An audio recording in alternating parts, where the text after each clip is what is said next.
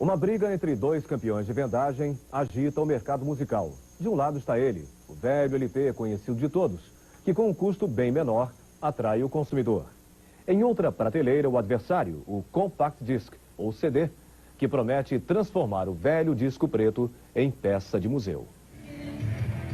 Desde 88, quando começou a entrar no Brasil, o CD vem ocupando cada vez mais espaço no mercado fonográfico, vendendo por ano 14 milhões de unidades. De lá para cá, o vinil, que vendia 120 milhões de cópias por ano, hoje não alcança sequer a metade desse número. Qual o futuro do vinil no Brasil? Eu acredito que o vinil no Brasil ainda tem por volta de 5 anos ainda de existência. Isso em função do alto custo do CD, do produto final, e também pela falta de produção que nós ainda temos no Brasil. Por enquanto, o vinil continua liderando o mercado fonográfico, com 60% das vendas. Mas não tem tecnologia suficiente para conter o avanço do disco a laser, que hoje detém 22% do mercado brasileiro. Um pouco atrasada, esta fábrica de vinil, a maior da América Latina, começa a partir do ano que vem a fabricar o CD, aposentando definitivamente estas velhas máquinas de prensa.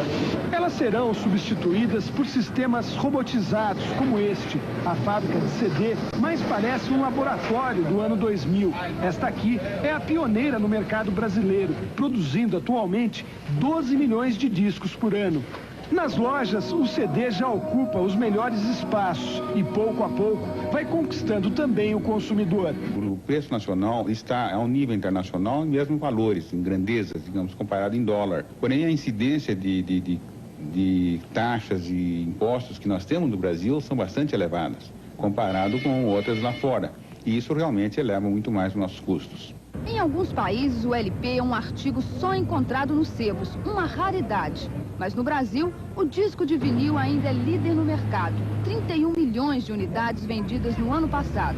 No centro do Rio, os camelôs do vinil ocupam até as escadarias do Teatro Municipal.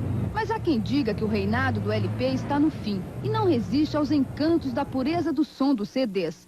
Em 89, foram vendidos 2 milhões e 300 mil CDs. Em 90, a venda praticamente dobrou, 4 milhões e 100 mil unidades. O sucesso de vendagem é proporcional à queda nos preços. Em 87, para comprar um CD, o consumidor tinha que desembolsar o valor de 5 LPs. Hoje, um CD nacional não chega a custar 2 LPs. Nos Estados Unidos, no Japão e em vários países da Europa, os CDs já dominam 90% do mercado de som e já deixaram o tradicional disco de vinil com cara de peça de museu. Mas aqui no Brasil, os CDs ainda esbarram com um problema sério, o poder aquisitivo da população. Mas o brasileiro sempre dá um jeitinho. Só aqui no Rio já existem 4 locadoras de CD. Nesta aqui, o cliente tem direito a pagar 4.500 cruzeiros por mês e levar para casa um CD por dia. O dono desta loja colocou todo o estoque de LPs em promoção. Decidiu só vender CDs e videodiscos. O consumidor, que antes só comprava os clássicos, agora está substituindo a coleção de LPs pela pureza do laser. Da MPB ao heavy metal. O CD, hoje em dia, estão reeditando todas as músicas, enfim, que eu ouvi a minha vida inteira, estão sendo reeditados em CD. Aposentando a coleção de vinil? Praticamente, pelo CD. É bem nas coisas boas, né? A tendência do CD é crescer cada vez mais, as vendas têm aumentado, né?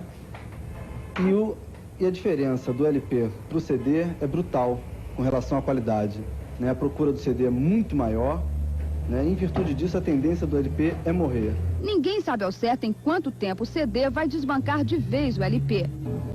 Como a tecnologia está sempre mais avançada que a economia, o novo desafio agora para o consumidor é se render não só à fidelidade do som, mas à qualidade da imagem do videodisco.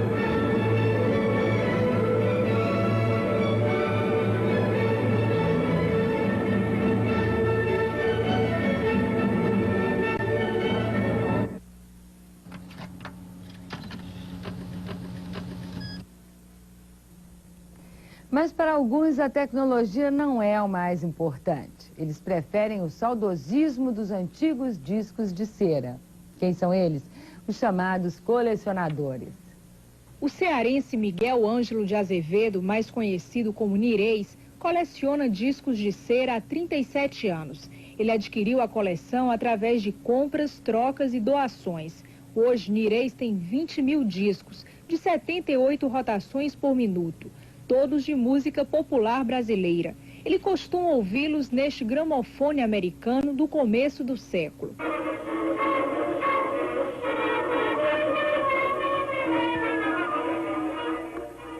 Uma das raridades da coleção de Nirês, este disco de prova da gravadora Victor, prensado em 1937. As intérpretes do Camisa Listrada eram as irmãs pagãs, Elvira e Rosina.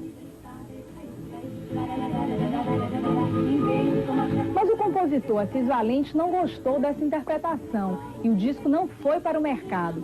4 meses depois, Carmen Miranda gravou a mesma composição e o disco foi um sucesso. O colecionador fez um levantamento de todos os discos de 78 rotações lançados no período de 1902 a 1964. Ele é coautor da obra Discografia Brasileira, publicada em 5 volumes. Nirês conta agora com a ajuda de um computador para catalogar todo o arquivo. Se depender dele, pelo menos os discos de cera vão escapar da morte. Os discos de 78 rotações já estão ultrapassados. O senhor acredita que esse vai ser também o destino dos LPs?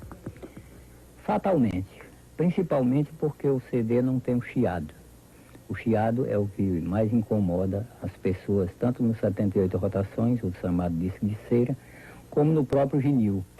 O seu Grácio Barbalho é um professor aposentado de 78 anos de idade, hoje um colecionador. Ele mora em Natal e tem em casa um verdadeiro museu.